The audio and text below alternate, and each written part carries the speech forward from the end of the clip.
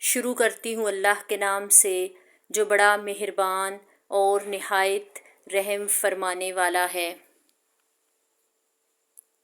حضرت عبداللہ بن عباس رضی اللہ تعالیٰ عنہ سے مروی ہے، نبی صلی اللہ علیہ وآلہ وسلم کے دور میں ایک آدمی کی چادر ہوا نے اڑا دی تو اس نے ہوا کو لعنت دی۔ نبی صلی اللہ علیہ وآلہ وسلم نے فرمایا، ہوا کو لعنت نہ دو کیونکہ یہ مامور ہے، اور جس شخص نے کسی ایسی چیز کو لعنت دی جس کی وہ اہل نہیں تو لعنت اس کی طرف لوٹ آئے گی۔ حضرت انس بن مالک رضی اللہ تعالیٰ عنہ سے مروی ہے، انہوں نے کہا کہ رسول اللہ صلی اللہ علیہ وآلہ وسلم نے فرمایا، کسی بندے کا ایمان اس وقت تک درست نہیں ہوتا جب تک اس کا دل مستقیم یعنی سیدھے راستے پر نہ ہو،